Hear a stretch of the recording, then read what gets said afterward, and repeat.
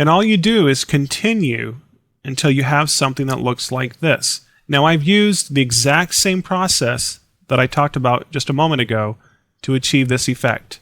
I got really close to her face and I started drawing these little circles here. Let me go ahead and just make sure this is selected. I would come in here and with the lasso, draw little selections like this, hold down Control, which is the command on the Mac, and pull the pieces apart. Okay? So it's the exact same process all the way through. It takes a little bit of time. Now I could show you how I did the whole thing, but that would probably take a couple hours, and I'm not sure if you're going to want to sit through that whole thing. So I wanted to just show you exactly how I did this. Also, when you are finished, when you get all the way to her face and you're following that guide that you created, well, when you get there, you're also going to want to make sure that you can crop this side of the face over here on this image. Now that I've completed all this, what I can do is make sure that her face is masked very close to the edge all the way around, even the eyebrows there, or the eyelashes, sorry. But that's what I did. I used the pen tool and I came through here and right along her face, and I cut that out. If you want to know more about cropping and masking, if you want to master that, then check out the masking and cropping video on this course, and I'll show you and tell you all about that. But you can see that I've cut out this side of her face so it looks nice and even, and then I made this stretched layer invisible, and this is what I have. Now we can make the background visible again, and it might look something like this. We have the original stock image in the background now.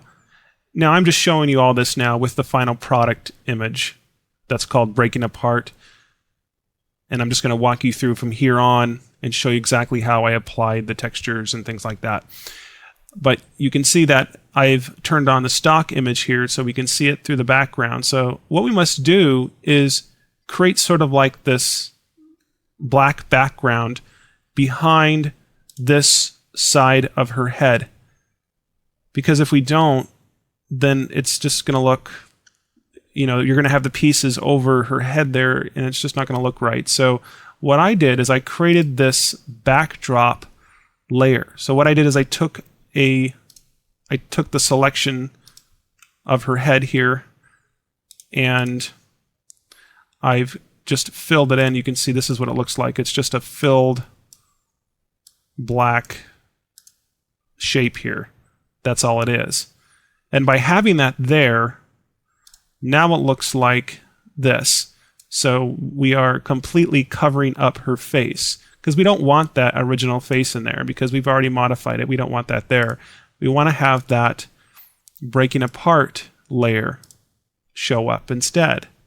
So by having that black behind there, now we can see it looks like the pieces are really coming apart there, like they're really falling apart off her face.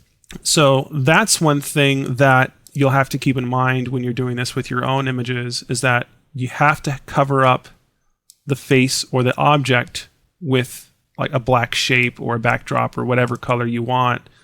And it looks like to me that that's not even lined up correctly. So I could probably just come in here with the arrow keys on the keyboard and there we go, something like that. You get the idea. So